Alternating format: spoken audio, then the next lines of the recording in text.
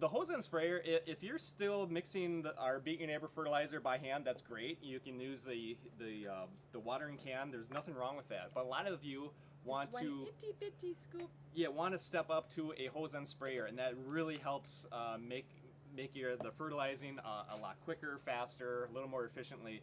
So there's lots of different varieties and brand names of the hose end sprayers, and we do like this Ortho one, and a lot of people are having great success using it. So how to use it with our Beat Your Neighbor fertilizer? Can I interrupt you? Sure. Explain the difference, because there's different name brands, but there's different styles of hose end sprayers. Styles of like mechanically how it works. Right. And we do like this one by Ortho because it has the dial on the top, and you can dial it in, and it's like an exact metered amount, and I really do like that. There's other hose end sprayers that they work by, they inject water and then they siphon it up. And if you think about it, it's always diluting. So you're starting out with a really strong mix. Yeah. And as you go along 10 minutes later and you're still, fertilizing all your plants and flowers, and that dosage is going down, it's getting more and more diluted. Because it's using up that liquid. Yeah, it's adding water and sucking it up and using it. So it's not metered, really. It's just, you're always losing. So I like the ones that have a dial on it and it's an exact metered. Like, even as this gets down and uses up the fertilizer, it's still the same dosage. Right.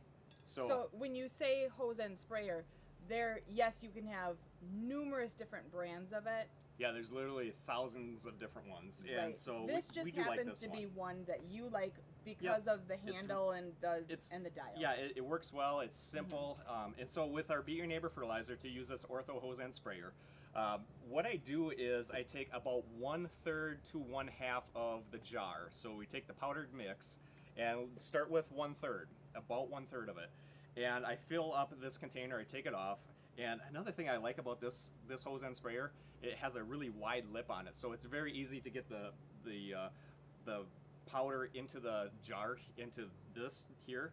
It's really easy. So, and then what we do is we fill this up with water and get it mixed, kind of shake this up, and then So it's a really it's a very concentrated in here, but it's liquid at this point. Yeah, and it's going to get metered out. So, and then I went up to the fourth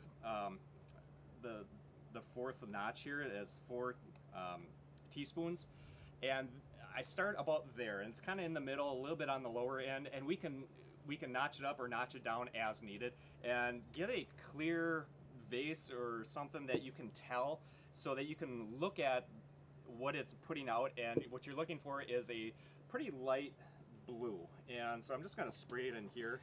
This is why I'm standing on this side. I'll try not to get you wet. You did.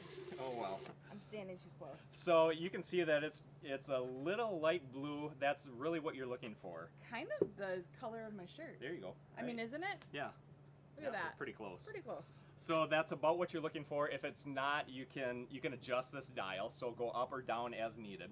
And then, so for actually fertilizing the containers, there's nothing magical about it. It's just like every other day that you water your plants and flowers. Some people get so tripped up. This is a question all the time. Yeah, like, well, now, okay, today's my day to fertilize. How do I do that?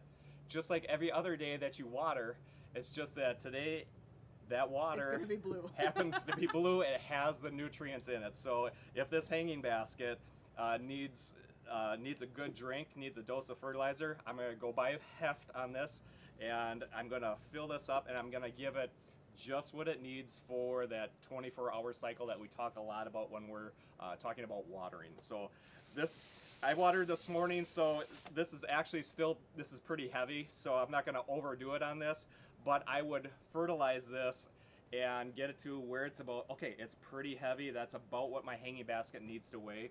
Same thing with a container. And if you have a really big container, you don't know exactly how much to give it, you're going to have to kind of guess and figure it out, like, okay, it's going to need about this much. If you can't lift that up and physically pick it up, one other way is to use a moisture meter. Yeah, that's a good, accurate reading. You can get that down into the soil and see what that moisture is. So if it runs out the bottom, should they panic?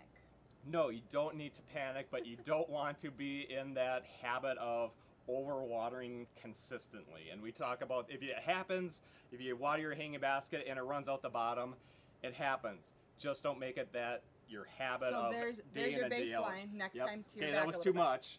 Okay, now I'm gonna, teeter it back a little bit and go by the weather. Today's sunny. It's gonna be a beautiful day, so I know that it's probably gonna take a little bit more than the next day that's colder or it's gloomy out. It's not gonna require as much. 'Cause So it you have to drinks think about it a little bit. Yeah. And it doesn't matter whether you get it on the petals. Right, yeah. If you're watering this, you're fertilizing it. If it gets it on the leaves, no big deal.